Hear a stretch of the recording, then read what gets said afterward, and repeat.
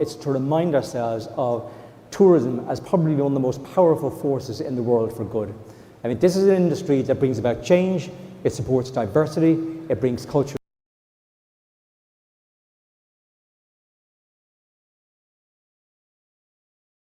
Excellency Mr. Ahmed Al Khatib, Minister of Tourism of Saudi Arabia, who will deliver his opening remarks. Your Excellency, the floor is yours.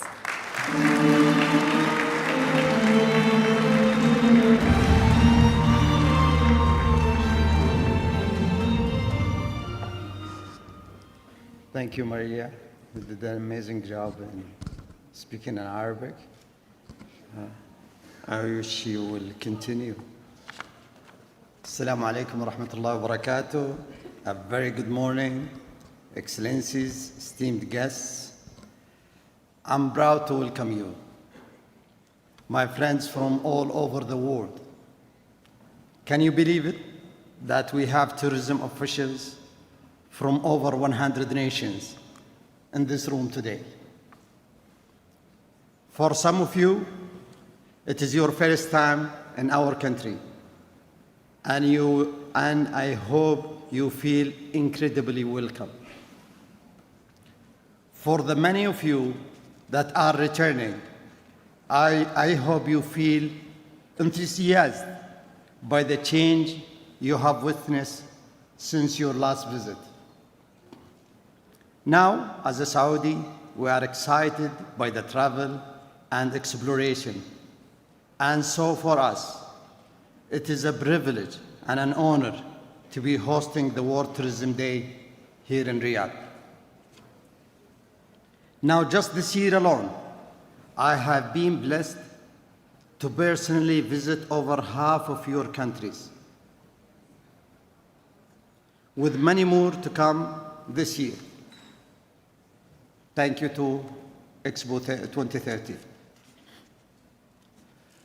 Now, just this year alone, I have been blessed personally to visit half of your countries, with more to come this year, from the Pacific Islands to the nation of Africa, from Asia to the Caribbean and South America, and from Europe to the Middle East.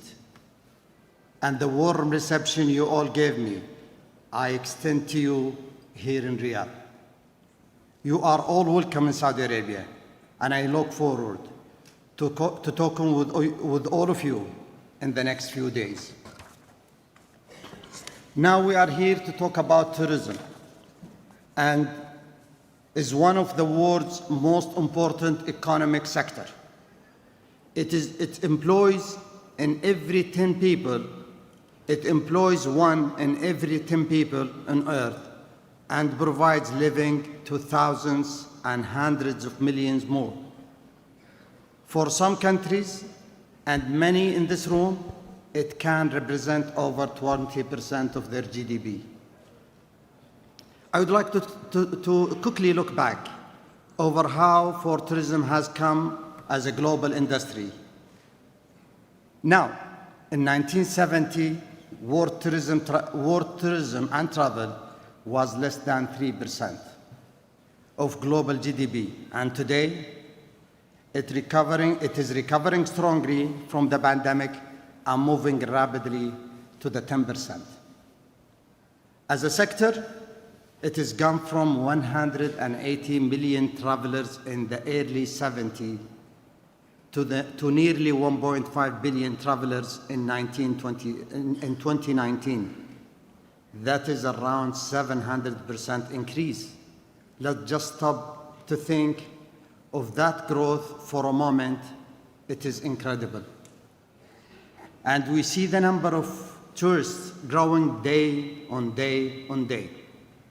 And I believe we will soon be back to 1 billion travelers globally per year, and I don't think we will stop there. That number could actually double again in the next decade. So the question I ask is, where will these extra 1 billion or 2 billion visitors actually will go? About 70% of travel and tourism is supported by around 10% of the world countries. So I ask the question again, why? Why can't we create new horizons for tourism? Why can't this sector grow in a more balanced and fair way? Where and why can't we all benefit? Why do we have to stand and watch sunsets we have seen times after times after time, when we can actually embrace new experiences and brighter dawns? Here is how I see it. Tourism is not a zero-sum game. It is not a race where some must lose for some else to win, where the big countries take all and the smaller countries to suck up what is left. I believe we can all advance together. Every single country in this room, every single corner of this world. But to go there, we must help smaller countries realize their ambitions. And that, for me, is about connectivity. Some of the places I visited on my travel don't have the benefit of direct flights from major cities, something that all of us take for granted, and that is a big problem for connectivity. We know that tourists are far less likely to go somewhere if we have to change planes, and sometimes multiple planes. Studies reveal that, in fact, 50%, that is over half of all travelers, say they won't go to that destinations if they need to make 2 stops or 3 stops. So one can see how an island like Barbados thrives, because not only it is a beautiful, exclusive island offering an incredible cultural experience, but also has direct flight from London, New York, and multiple other cities. So connectivity is crucial for us as a growing sector. But the smaller countries also need investments. Often it is like chicken and egg situation. Connectivity follow investment, but investment follow connectivity. So which come first? Now, to bring a new dawns for global tourism, we must find a way to help smaller countries break out of this very difficult trap. Government, indeed, my governments can play a critical role in opening that gates for international investment, helping the private sector to access vast pool of global capital to build the facilities that visitors expect and visitors need.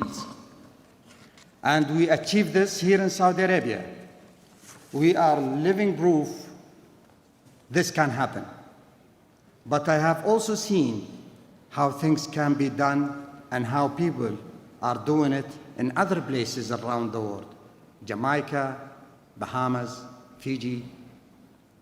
And I have often witnessed the power of a regional approach, local destinations not competing, but instead collaborating to attract investment and new visitors.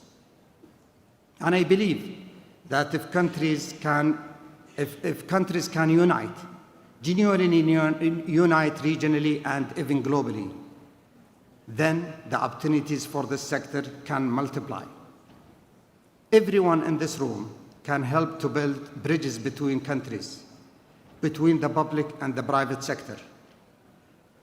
As I have seen this year, my very own eyes, there are spectacular destinations in all continents and oceans that are just waiting to be discovered. Of course, this needs to be done responsibly and sustainably. But the opportunity is there. If we pull together as a global sector and advance as one, with one global destination, we can achieve amazing things. Let me try and paint a picture of how things can be changed. So rather than long queues at airports, through tourism saturation, where frustrating experience and overcrowded attractions will happen time and time again, we can instead use technology and skillfully improve journeys across the world. There are ways we can harness data and technology to smooth every step of a journey from even before someone book online. We are seeing it already. The social media age is dramatically expanding travel horizons. And now I argue you to go even to smaller town, somewhere in Chile, and you will see Saudi there. Why? It is because of technology. Technology has made it so much more accessible. But for all the advantages of technology, I see a future. The human element is still absolutely central to our industry. In other sectors, automation threatens jobs. But in tourism, I believe we are always an engine of jobs creation, and will continue to be for many decades. We faced a devastating loss of job during the pandemic, but they are coming back and coming back fast. The desire for human interaction is strong all over the world. When you arrive in Riyadh, I want you to be able to speak to the taxi driver, hotel staff, and waiters, and they will give you the courtesy of the history and the culture of this country. I want you to make new friends and hear stories everywhere you go, because when you will actually experience Arabian hospitality, something we are very proud of here. And tourism is all about social and cultural interaction in that experience. This is the culture of hospitality that many of you will have seen, shown by me personally, and I hope we'll find here in Saudi Arabia. And with that, I welcome you again to Riyadh. So let's celebrate our achievements in coming back strongly from a very challenging pandemic. But let's also travel with a confidence into the future. A future where large countries and smaller countries can work together to achieve amazing things. And let's all move in harmony towards a new horizon for a global tourism. And again, I welcome you all and thank you all very much.